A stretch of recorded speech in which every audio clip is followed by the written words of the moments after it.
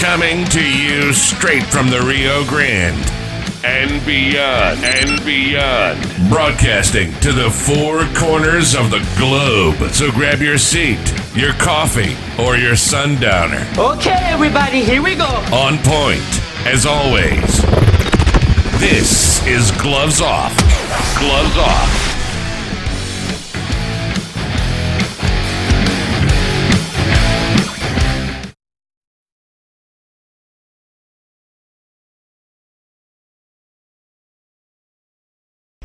Have you ever wondered about what happens in a martial arts studio? Well, you start right away by setting goals, building determination, gaining focus, building skills, all while becoming more fit, gaining confidence, and learning self-defense. Withdrawn Academy is a school where attitude meets aptitude. So give us a call at 956-401-4868.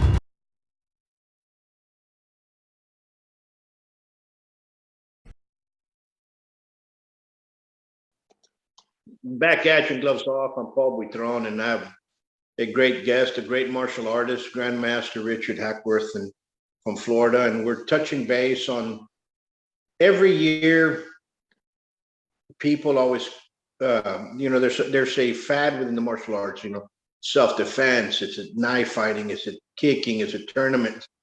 Is it goal setting? Is it what is it? And last year we heard a lot looking over on discipline and trying to get the differences of what discipline is and what people are actually looking forward to in the martial arts and trying to get discipline out. And what better guest than to ask our guest, because he's the one that basically has been around for a very long time and understands a little bit more because of the multitude of schools that he's had and the organizations that he's been with. So Grandmaster, how are we doing today? Hey, I'm doing well. Can you hear me okay? Oh, you're fine. You're fine. Everything sounds great. Tell us a little bit about you, a little bit of history about you and running the schools and your successes that you've had for the folks that don't know on Gloves Off. Well, I've been teaching since 1985, and I've been helping to manage other schools since 1992. I've worked for 5 of the largest billing and tuition companies for the martial arts industry. I've been the content creator. I created the lesson plans, the marketing plans. And over the years, I've worked with literally thousands of children and adults and other school owners, probably over 1,000 school owners easily. And so I have a large test sample to choose from when it comes to the information. And when it comes to what parents are looking for to solve the problems that their children are having, their children are suffering in 2 ways. One, in a lack of discipline, and the other one is actually poor health. Their issues related to poor grades in school and lack of focus are that's a health issue as much as it is a discipline issue. So I'd like to go over some of the things that I have found very effective in helping people get past that. And other school owners that have applied this have come forward and said, yes, they've had outstanding results. And I'd like to start with one observation about like summer camps and things. When we do summer camp, I've noticed that which kids are honor roll students and which kids struggle academically. And what I had noticed was the children, the honor roll students, when they open their lunch, they're eating natural foods. Their snacks are veggie sticks and cut up apples and strawberries and grapes. And the kids that do poor academically are eating highly processed foods and sugary foods. So instead of fruit, they're eating cookies and cupcakes and pies. And instead of veggies, they're eating chips and other deep fried, highly processed foods. And none of those harsh chemicals are very easy to process on their tiny bodies. So it has to manifest its way somehow, and it manifests its way in children being exhausted, having a lack of focus, and poor discipline. Because when you're tired as a kid, you're grumpy, right? You ever see that? A kid's grumpy, you say, oh, he needs a nap. Well, that's part of it. But they're tired and they're grumpy because they're not eating foods that give them the energy that they need to be productive.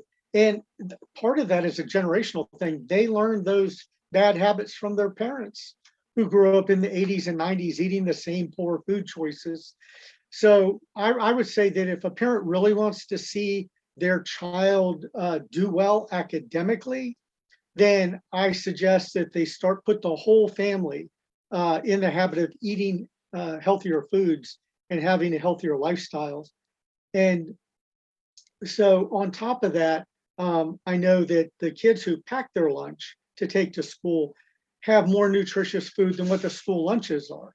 And I know that there's a lot of complaints from kids. They don't like the school lunch. And I understand why, because the lunches are prepared based on convenience. It's got to be done in a certain amount of time. It's just got to be a certain amount to get them through the rest of the day. The nutritional content of the meal is probably number 5 on the list of priorities of what they're trying to do for the meals. So if you send your kid to school with a healthy lunch, then they're going to do better. They're going to have better energy. And like I said, because they're not exhausted all the time, they'll be in a better mood. They won't be grumpy. And a lot of times that grumpiness crosses over and manifests itself into a lack of discipline, because kids who are not happy talk back to their teachers, they talk back to their parents, and the parents don't understand. They're like, well, I treat this kid with love. And all I get from them is back talk and a lack of gratitude. Well, it's not that they don't appreciate you, it's they're exhausted because you chose to give them foods that don't give them the energy they need. So number one is start putting ourselves in a good habits produce good discipline, and good eating habits will eventually produce better health and good disciplines, and so on and so forth. I agree with you, and you see that, and my other vocation besides this is I'm an executive chef, so I've been around the restaurants for a very long time, and nutrition plays a big role. But sometimes when you go to school, that's all the meal that they get is basically what is given to many children a lot of the youth that we have, and unfortunately, that's just what happens. And cafeteria food, school cafeteria food, many times the cafeteria food is going to come by the purveyors and the vendors that ended up getting the contract. It's not something that is set forth throughout everybody else. So we have to start looking into all those things for better nutrition value. And I think parents should get involved a little bit more in their school board activities, and start looking into that, because that's the only way you're going to basically change the food that you're going to get in the cafeteria, is if you actually start demanding for that change and asking the board to go up. And there's a lot of this is what I always say: we spend thousands upon thousands of dollars to making football stadiums and basketball stadiums, and we should be investing it more on our youth than being investing it on those sports as per se. But everybody wants that's what sells, and unfortunately, that's where a lot of our money goes in a lot of these school districts and these huge stadiums. And we've been building stadiums left and right instead of building a functional arena for the school. You know what I mean? That has a lot of other things that we can also tackle the problem of maybe having a gymnastics, have wrestling, have boxing, have a karate program in there. And that's something that it's never been looked at. Everything's baseball, football, basketball, and that's it. And on team sports. Yeah. Yeah, and unfortunately, like there's a lot of kids that they have this dream of going to the NBA, and it's unrealistic. They need to teach those kids that they can learn math, they can be engineers, they can be doctors, they can be anything. Absolutely. Because there's only 400 players in the NBA, and out of the millions of kids playing low league basketball, think about it. In 25 years, only 400 of them will be in the NBA. So you're going from millions down to 400. So it's a very unrealistic thing. I think parents need to help their children set better goals. And children can learn to set and achieve goals through martial arts. And I know that like our ranking system is a good short-term goal system. And it also gives them exercise, which is the second thing I was going to recommend, that if you want your child to do better academically and have better self-discipline, let them get some exercise, because they sit at a desk all day at school. And when they're at home, if you don't have an activity going on for them, they're just sitting there playing on a phone or a device. Their body needs to move. And martial arts is an excellent way to do that, because they can do that with their friends at class, have fun, get fit, make new friends, and it all improves their mood. And, you know, a lot of pediatricians will tell you that exercise is the most underused mood enhancing activity that children can do. And after exercise, the next one is music. So I just think that by putting them in an organized martial arts program, then they know that they're going to schedule their kid for 3 or 4 times a week of organized exercise in a safe environment, under a professional coach or trainer. So they don't have to worry about anything. And so if they apply just those 2 things, improve the diet and add the exercise for the martial arts, through the martial arts, they're going to learn goal setting, and they're going to learn discipline, and they're going to learn patience. Patience for children is the first step to discipline. And I tell parents the way we do that is that in class, when they're lined up doing the exercises, each person will take a turn counting the repetitions of the next exercise. And so when we call on them and it's their turn to count, that gives them confidence, because even though it's only numbers, it is still speaking in front of a group of people. So when they're at school and the teacher calls on them to stand up and read a paragraph, they're not afraid, because they're used to talking in front of a group of people, because they do it 3 times a week at martial arts class. And the other thing that does is it teaches them patience, because if there's 30 kids in a class, they have to wait until it's their turn to count. So it teaches them to wait their turn, to be patient, and then when it's their turn, they give it their best. So if you're looking for a way to improve your child's self-discipline and help them learn patience and goal setting, then martial arts would probably be the leading activity I could recommend, or any properly coached combat sport, because it's an individual effort. So even though you might belong to a team, each person is judged and graded and coached independently, because everyone progresses at their own rate, which means that they're not suffering ego-wise. Because if you put Jimmy on a baseball team this year, and Jimmy's never played baseball, he's going to feel pretty bad, because the other kids on his team have been doing it for 4 years. So Jimmy's the one that's going to be making the most mistakes, getting criticized the most by his teammates. Whereas in martial arts class, that doesn't happen, because you're paired up with other people your same ability level, your same rank level. So you're never put out there where you, as season 1 player, are trying to do something with a season 5 player. Does that make sense? So Yes. when you apply those, it really goes a long way in helping them develop their self-discipline, develop their confidence. And that's going to go a long way in life, because that self-confidence is going to play through in their academics. It's going to play through when they go to their first job interview. All of the things in life that they're going to have to do, they need the confidence, and that's where they can get it. Absolutely. And the parents also have to start gaining some discipline as well. And I say this, and martial art teaches them, be ready for class, be there on time. It's not like the boys club. You drop them off at 4 o'clock, you pick them up at 9 o'clock at night. You know, there's a set schedule for class. There's a set schedule for you to pick them up. And you have to discipline yourself against that.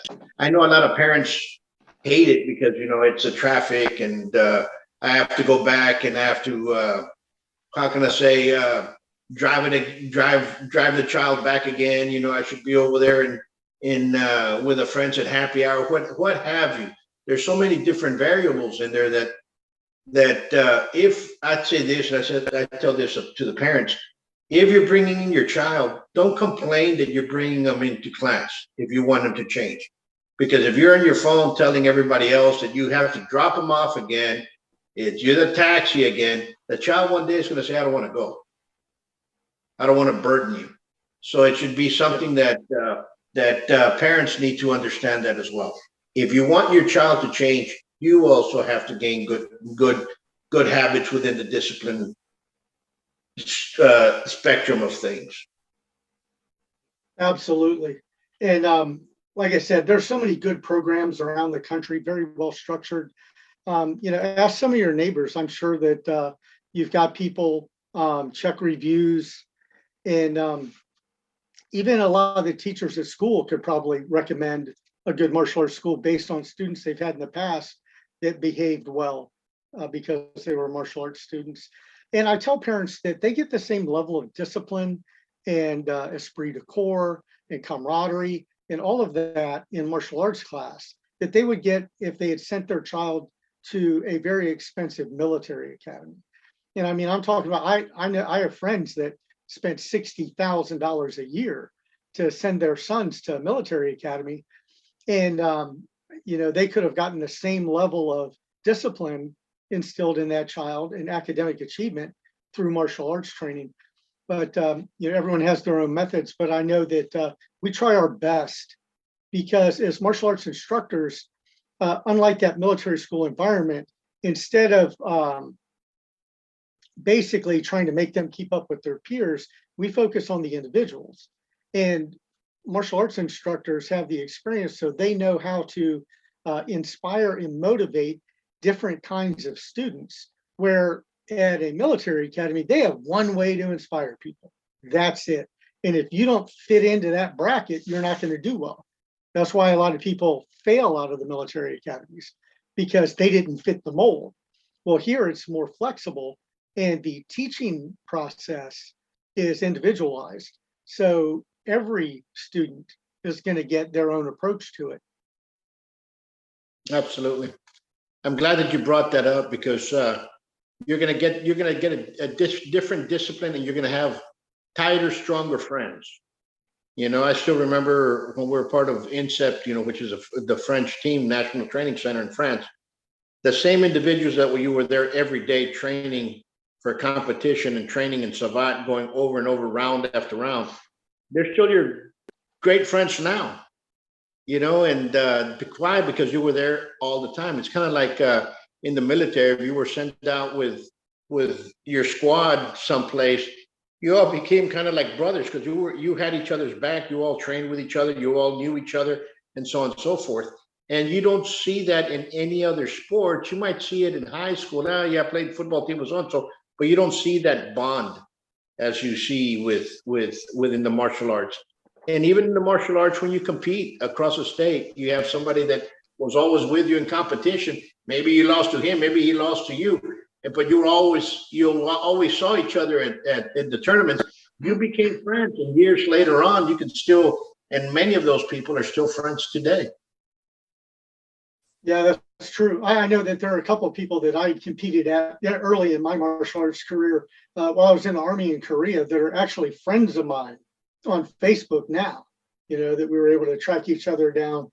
And so, those, you build lifelong friendships, through the martial arts and through competition. And because even though it's a competition, it's not so much a rivalry, because it's individualized. You're not trying to support the reputation of the team. You're just doing your part. You know what I mean? Yeah, absolutely. Absolutely. And anything else you'd like to cover within that fits in the spectrum of discipline for parents to know? One of the things that we've noticed as far as the children that have the highest level of self-discipline, they are readers. And when we implemented a reading program in our summer camp, there were a lot of parents that would say, "Oh, I don't. He doesn't like to read, or he doesn't have any books." I'm like, "That's fine. We have books." And as it turns out, some of those kids, once they got started, it became their favorite part of the day. I had students that when we would break for the first snack of the day, they would ask, "Hey, when is reading time?" because they were looking to getting to the next part of the book that they had started. So once they develop that habit of reading, that helps incredibly toward improving them academically, because as they read better and they learn words and learn how to apply them in a sentence because they've read them in a sentence, it increases the vocabulary. There's so much benefit to reading. And I mean, when I was a kid, we didn't have a cell phone to play on. We would read the cereal box. You know what I mean? We were always reading something.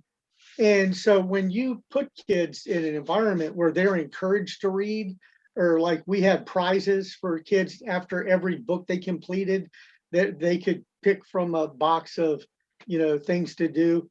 And so we would give them fun activities to choose from. So instead of rewarding them with cupcakes or something, we would reward them with, okay, you get to pick the game that we're going to play next. And so all of those things go a long way in helping them develop the lifelong habit of reading. Absolutely. Absolutely.